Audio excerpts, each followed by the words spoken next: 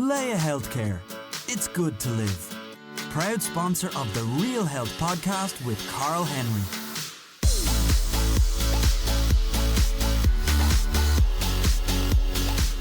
Hello and welcome to the Real Health Podcast with me, Carl Henry, in association with Leia Healthcare. This week's guest certainly needs no introduction. He's been a professional footballer, represented Ireland, Man United, Millwall, before becoming one of Ireland's most outspoken and popular commentators, columnist, writer, broadcaster, radio presenter, and now podcast host. Good God, there's an introduction. Eamon Dunphy, you're very welcome to the Real Health Podcast. It's great. It's a pleasure to be here. How are you? I'm great, thank God. We're going to chat about life, basically, and lessons from life. Regular listeners to the show will know that every now and again we bring a surprise guest, and we just chat things, basically. I want to start with your podcast first and foremost, before I look back at your kind of career and your life. Tell us a little bit about The Stand, why you did it, and how well it's doing. We were chatting before we came on air. You give me the numbers, huge figures each month. Yes, I started it 2.5 years ago. I wanted to do radio. It's like radio. And I also thought I'd be leaving RTE in the not too distant future.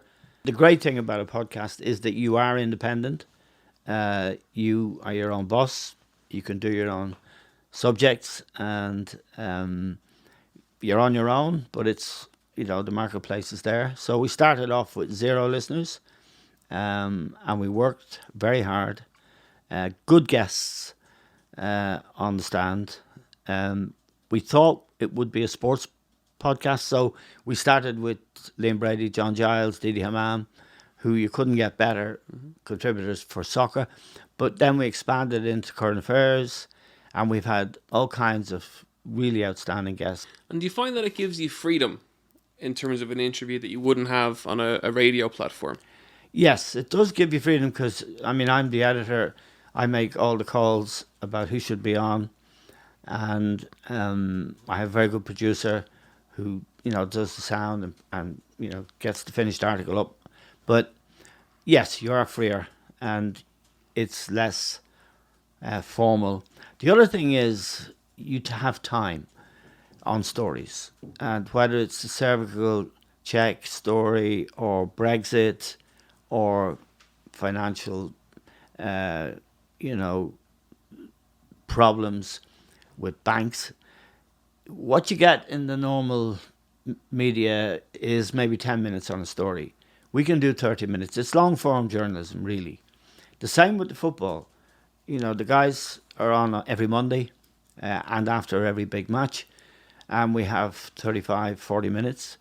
And it gives people on a commute, for example, or going to the gym, a chance to listen to a good conversation, find out all the news about the story, not just the headline grabbing aspect of a story. I think it's freer, and I think it's the future. I think people will. There's an idea out there that people have short attention spans. Well, I don't think they do in certain circumstances. They'd have short attention spans if they were listening to a gobshite, but they don't have short attention spans if you've got a good guest. Like we had Bertie Ahern on Brexit. He was brilliant. We've had him 3 or 4 times. Now, this is a man who negotiated the Good Friday Agreement, who knows all about, who was renowned as a great negotiator, and to get his perspective on the whole Brexit thing was fascinating. Where did your love for media come from? So to go from growing up in Dublin to playing soccer abroad to coming back playing soccer, and then the decision to go into media, where did was the love for books, news always there as in your childhood? Yes. How did you make the leap from soccer to media? I was always into newspapers. They were cheap relatively. My father always brought a newspaper home from work. We didn't have a telly. And for quite a while, we didn't have radio because we didn't have electricity. But we had the paper. My father was very interested in politics. So when I went to England when I was 15, it was a very exciting time. I went in 1960. That was the year John F. Kennedy became president of the United States. Martin Luther King was coming with the civil rights movement. It was a very exciting and optimistic time in a way when you contrast it with what we see today. To think that America's gone from John F. Kennedy to Donald Trump in my lifetime is mind-boggling. But I was really interested in that, and in Britain, it's hard to take it seriously now, but there was a time when Harold Wilson sounded exciting and optimistic. I was always interested in politics and current affairs, so it wasn't something I had to learn. It was a natural interest, and I think that's very important. You can't really learn to be a journalist, and that's why I went into journalism, because there's no real qualification. If you go to a college to learn to be a journalist, life teaches you how to be a journalist, I think. I'm going to pull the conversation towards health, Yep. wellness, fitness, Yes. and life. How does that integrate in your life now in terms of health and fitness and wellness? How do you integrate it into life? Well, I was a professional footballer for 17 years, so I was very fit, despite being a smoker. Didn't drink hardly at all, and was very fit well into my 30s. I think that 17 years of fitness would stand to you. Well, you'd know better than me, Carl, but I think it would stand to you for a long time, unless you got into excesses. And I didn't really. I have a reputation for being a party animal. I went to a few parties, but smoking would be the one thing that I did that I shouldn't have done, and I gave it up, more or less. And the other big thing is diet, obviously, as I'm sure you know, and working out. Well, diet is fine, perfect. Very little meat, very little of things that's bad for you. And I work out for 20 minutes on a bike every day for my old heart. I've been lucky in many ways. I haven't had many serious illnesses. I do as much as I can. I walk. I definitely would be no paragon, but I don't drink excessively. I don't smoke anymore. And I'm sort of mentally alert. I think someone who was as fit as I was because of soccer is always mindful of that. He wouldn't want to get, really gross. But mentally also, someone of my age would hope that stayed intact. And one of the reasons I work is I think it's good to exercise your mind in the same way that you'd exercise your body. I think it's very, very important. And it's something that I feel doing the podcast and doing other work is important. I think the idea that you'd retire at 65 and watch daytime television all day or go to the betting shop all day, pack horses, which I'd be inclined to do. I don't know if backing horses kills you, Carl, does it? Can do. Yeah, it can get into some very dark places, that's for sure. As long as it doesn't, I'm all right. Please God. You strike me as someone who loves what they do. Yeah, I think you love media, journalism, the podcasts, people, I think probably. What I can gather. How do you achieve balance then? When people love something, they get engrossed in it, and it can be hard to find balance. It's very much a buzzword now. How do you find balance in life? And do you think it's overrated, or should people be striving for it? No, I don't think it's overrated. I think people should be striving for it. I think it helps enormously if you enjoy what you're doing. And I think that's where what I'm doing, or what you guys do, what you do, you like it. You enjoy it. It's not stressful in the way that being in a job you hate, being in a job where you have a boss who's a bully, being that bully, all of these things create stress. And stress is a killer, as we know. Now, my job is not stressful, really. You've got to get guests, yes. You've got to do your work, yes. but I enjoy the work and have a natural interest in it. So I think that really almost takes care of balance. The other thing then is not to be too sedentary, sitting down all day, which I would be guilty of. As every chance I get to sit here and watch television and racing and horses, I do it. And that would be where I'm out of balance. I probably should walk more and probably should exercise more, maybe twice a day, but I do it once a day. But I do think a balance is hugely important. But I've been very fortunate in that way. You know, journalism, and I've been a freelance all my life. I've never been on staff anywhere. So you don't have to sit in the office all day. You don't have to deal with a bully all day. And that's very important in your life. How do you deal with the pressure of fame in some respect? Probably notoriety is a better description of it, where you do an interview, there's something controversial in the interview, you're splashed all over the tabloids. How do you deal with that in terms of pressure, or does it get you? Does it not get you? It does. I mean, I went through a period in my life when I was doing radio, particularly, and we were sort of doing Garda corruption stories in Donegal, for example, and I felt that I got 2 drink driving convictions in a very short period of time.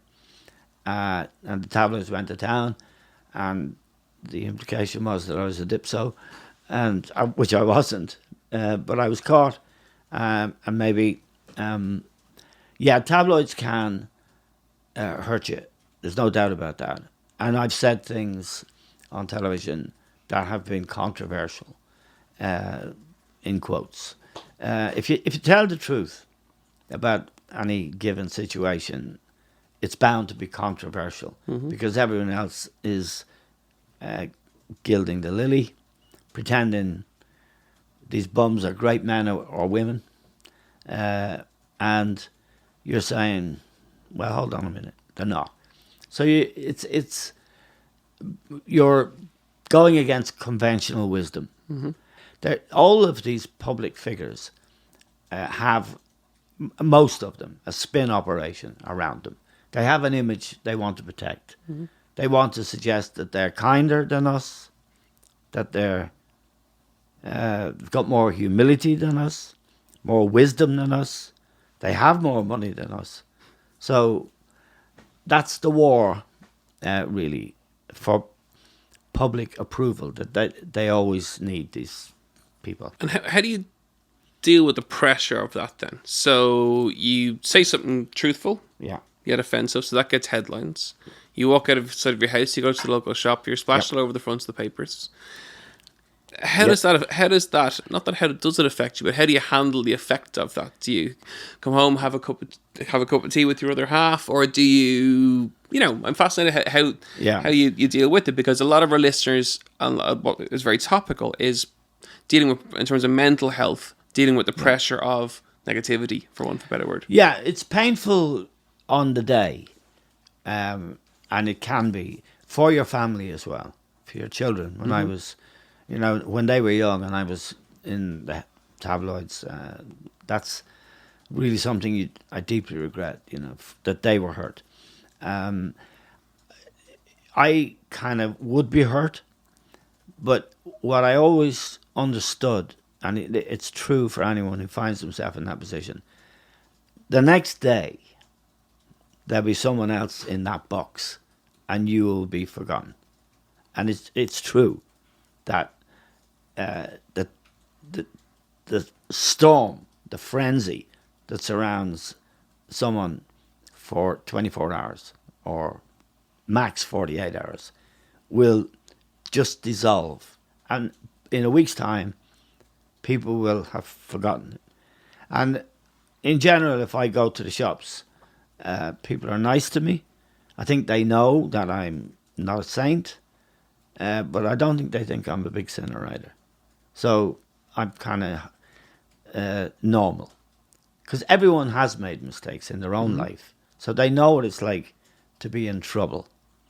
And I think you just have to live with it. But it's not nice on the day. You've got to have the understanding that it's going to pass. Everything passes. And plus the belief of what you're saying Yeah, is yeah. that you can stand over it, you can stand by it, and that, Yeah. that gives you somewhat a sense of calm is the wrong word, but you know that you're right. Well, yeah, I believe in the karma. I mean, I think karma is important. It exists. If you do good, it'll go around. If you do bad, it'll come back. So I have that kind of approach to life. Try to do the best you can. Try to do the right thing, and okay, if it doesn't work, it's still the right thing to do. If you were to sit down and have a chat with your 20-year-old self, what advice would you give him? I'd say keep your head down.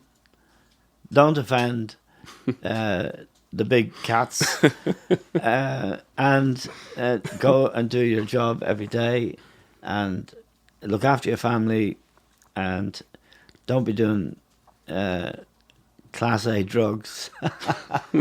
Don't be wandering around Grafton Street high as a kite, singing with the buskers, and don't be driving cars when you've had a few pints, which is, of course, is a big no-no now. So I'd tell them, I'd say everything that I didn't do. I did all of the things that you shouldn't do.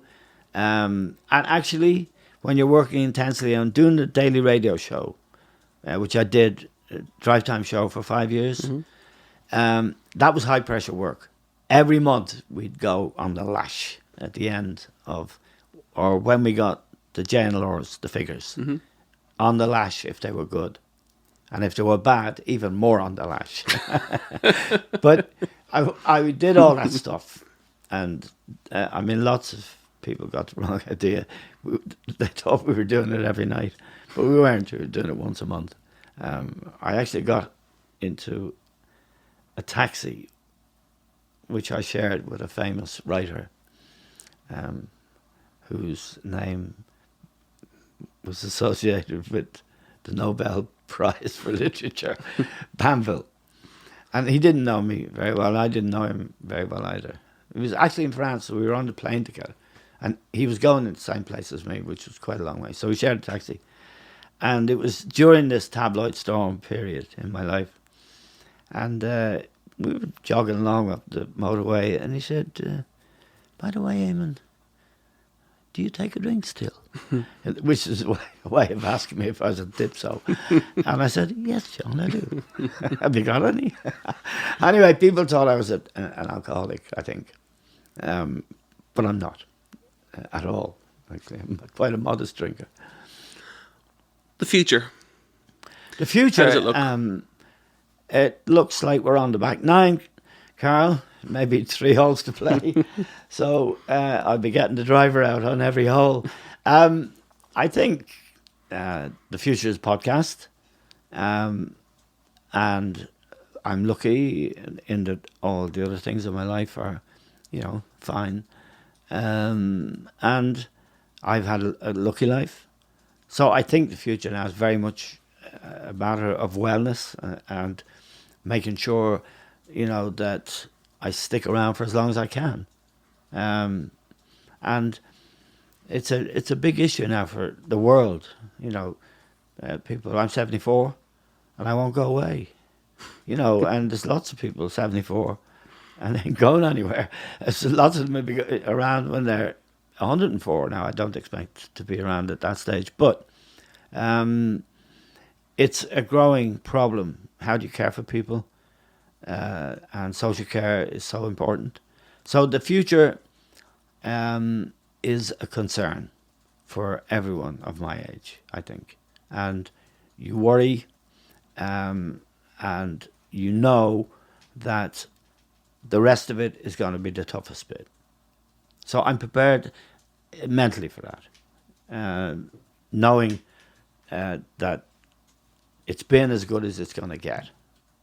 And the future will be testing. But I think you have to be if you have the mental fortitude, if you have an understanding of what's coming, then when it comes, you're better prepared. So I'll delay all the bad things for as long as I can.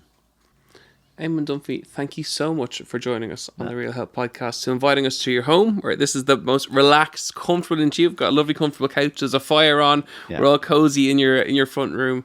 Thank you so much for joining us on the Real Health Podcast. It's been fascinating to get to talk to you. All those things you just described about heading into an interview, I had them as I walked up the steps into your house coming in today, because I've watched you, I've admired you, and when you agreed to come on the show, I was absolutely delighted. No, it's been a real pleasure meeting you. I know your father very well. He tried to get me fit once.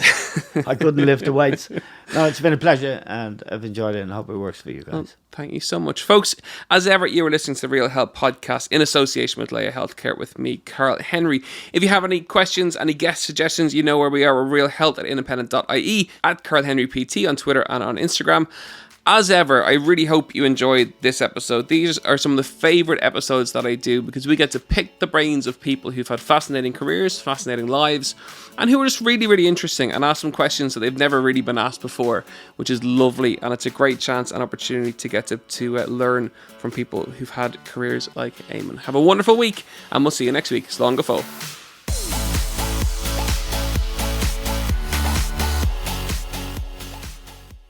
Leia Healthcare.